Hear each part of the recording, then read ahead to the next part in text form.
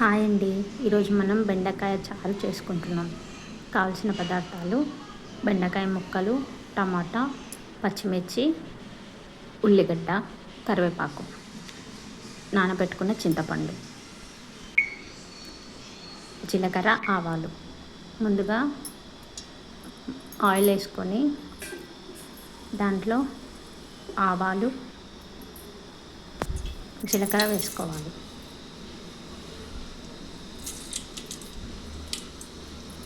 ఆవాలు జీలకర్ర వేసుకొని వేగిన తర్వాత దాంట్లోనే ఆనియన్ వేసుకోవాలి. ఆనియన్, పచ్చిమిర్చి, కరివేపాకు వేసుకోవాలి. వేసుకొని కలుపుకొని అవి వేగిన తర్వాత అల్లం వెల్లుల్లి పేస్ట్ వేసుకొని పచ్చివాసన పోయేంత వరకు వేయించుకోవాలి. పచ్చివాసన పోయిన తర్వాత దాంట్లోనే కొంచెం పసుపు వేసుకోవాలి.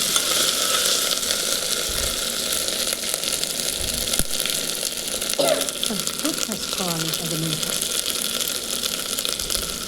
వేసుకున్న తర్వాత కలుపుకొని దాంట్లోనే టమాటా ముక్కలు వేసుకోవాలి.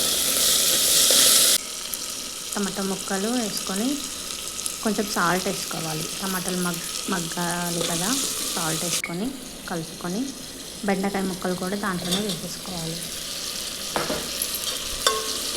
బెండకాయలు వేసుకొని కలుపుకున్న తర్వాత మూత పెట్టేసుకోవాలి. కొద్దిసేపు మగ్గాలి కదా.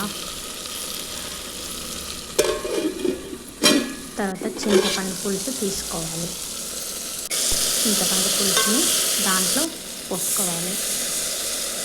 చింతపండు పులుసు పోసుకున్న తర్వాత దాంట్లో కొంచెం మనకు తగినంత కారం వేసుకోవాలి. పచ్చిమిర్చి వేసుకున్నాం కదా, మనం చూసుకొని వేసుకోవాలి. వేసుకున్న తర్వాత కలుపుకొని దాంట్లోనే కొన్ని వాటర్ వేసుకోవాలి. తగినంత మనకు ఎంత కావాల్సి అంత వాటర్ వేసుకొని దాన్ని మరిగించుకోవాలి. మూత పెట్టేసి మగ్గించుకోవాలి. ఇప్పుడు మనం శనగపిండి తీసుకొని దాన్ని ఉండలు లేకుండా వాటర్ పోసుకొని కలుపుకోవాలి. దాన్ని మరుగుతున్న పులుసులో మనం పిండిని పోసుకోవాలి. పిండిని పోసుకొని కలుపుకోవాలి.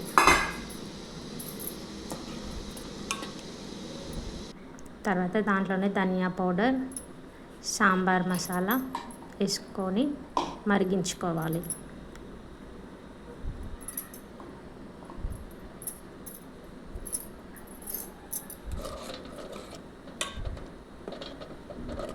మరిగిన తర్వాత ముక్కలన్నీ ఉడికి మన సాంబార్ రెడీ అవుతుంది. అంతే అండి, సింపుల్గా సాంబార్ చేసుకోవచ్చు ఇలా.